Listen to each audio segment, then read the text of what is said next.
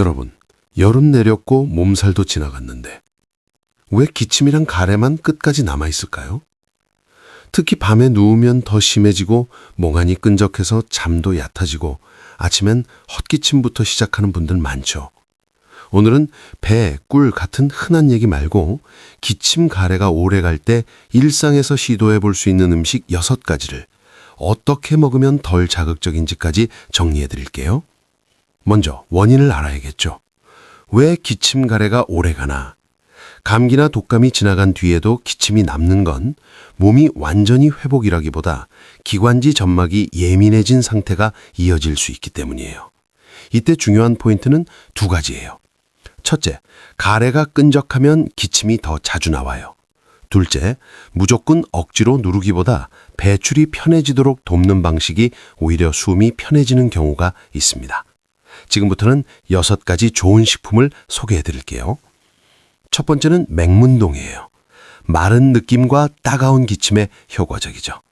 한의학에서 기관지와 폐를 촉촉하게 하는 약재로 오래 쓰여왔고, 특징은 기침을 억지로 눌러버리기보다 끈적한 가래가 덜 달라붙게 도와주는 방향에 가깝다는 점이죠. 제가 추천하는 방식은 진하게 한 번이 아니라 연하게, 따뜻하게 며칠간이에요. 단 평소 속이 차거나 설사를 자주 하는 분은 농도를 약하게 하는 게 더 편할 수 있습니다. 2번째는 사삼입니다. 미세먼지 이후 걸리는 가래에 효과적이죠. 도라지와 비슷하게 이야기되지만 비교적 자극이 덜한 편으로 소개되곤 해요. 특히 기침이 시원하게 떨어지지 않고 안에서 뭔가 걸려있는 느낌, 이럴 때 차로 가볍게 활용하거나 국물 요리에 소량 넣는 방식이 부담이 덜 수 있어요.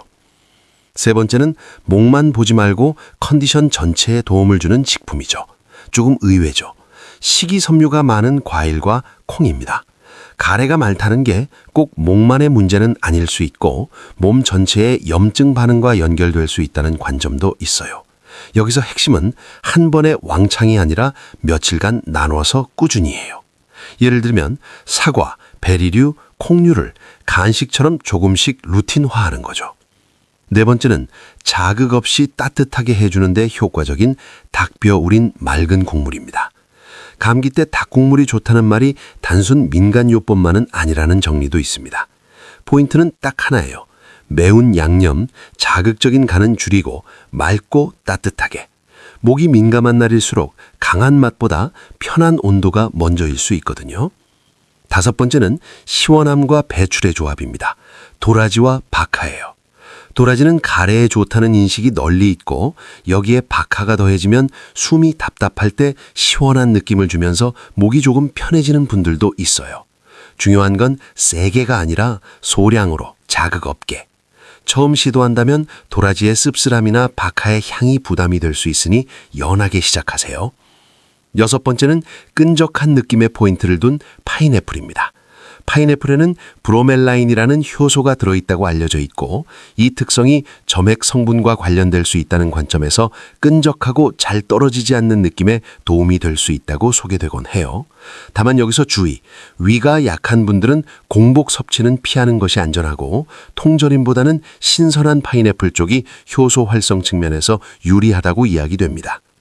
오랜 시간에 걸쳐 몸이 보내는 기침과 가래는 아직 회복이 끝나지 않았다는 신호일 수 있고 이럴 때는 무조건 참기보다 몸이 회복하는 데 도움되는 방식으로 조금 더 편하게 넘어가는 게 좋습니다.